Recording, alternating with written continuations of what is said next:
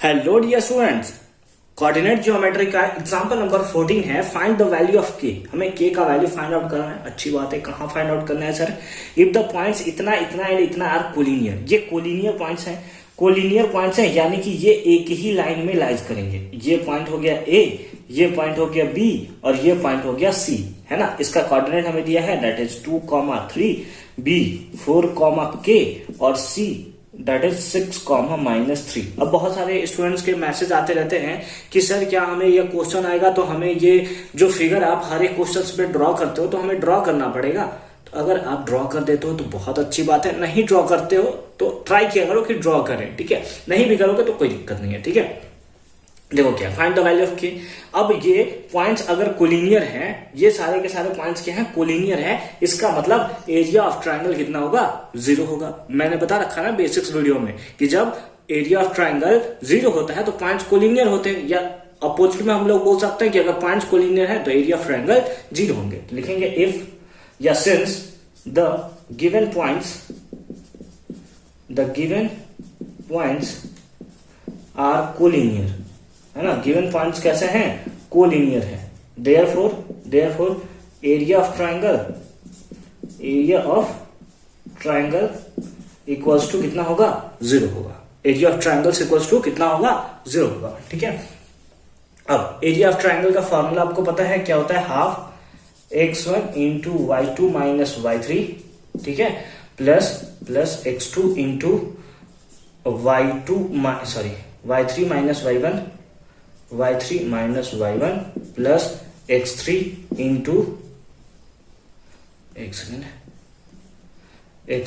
Into y1 minus y2, और ये mod हमारा कंप्लीट हो जाएगा इक्वल्स टू कितना? 0। अब आइए, हाफ है तो हाफ लिख लिया। x1 का वैल्यू कितना है?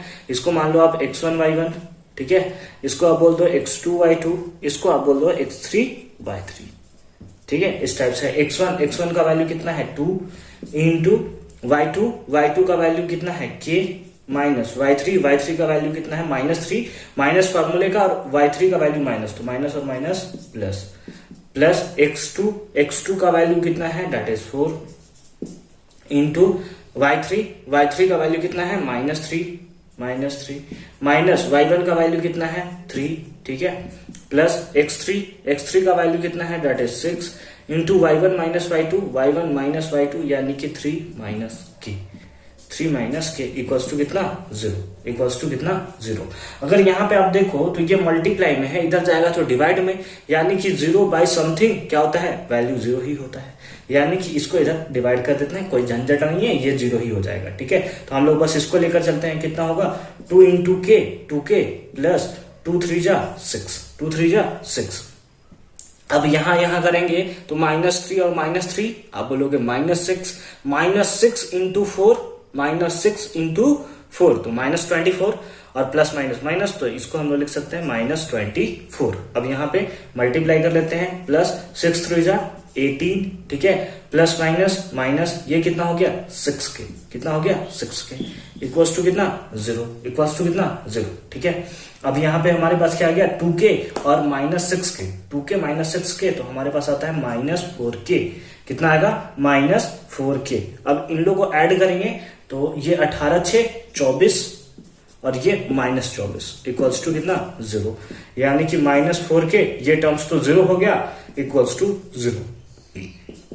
तो k इक्वल्स टू कितना आएगा? k इक्वल्स टू आएगा 0 बाय -4 कैंसिल कर देंगे तो आएगा कितना? 0। यानी कि अगर k का वैल्यू के बारे में बात करें तो लिख देंगे हेंस k इक्वल्स टू कितना आएगा? 0 आएगा। हेंस k इक्वल्स टू कितना आएगा? 0 आएगा, ठीक है। समझ रहे हो बात को? समझ रहे हो? बहुत अच्छी बात है, ठीक है। ये हमारा मॉड में ही था, ये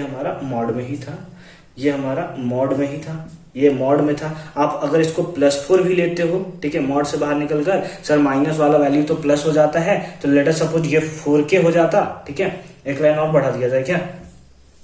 नहीं तो कंफ्यूज जाओगे, सर आपने बताया था सर कि मॉड से वैल्यू पॉजिटिव हो जाता है, आप ऐसे कर रहे हो, ठीक है। तो यहाँ पे कितना होगा? 4k equals to 0। अब k इक्वल्स टू कितना आएगा? k इक्वल्स टू आएगा 0, ये मल्टीप्लाई में, इधर आया तो डिवाइड में, कैंसिल हो गया, कितना आ गया? 0, यानी k का वैल्यू कितना आएगा?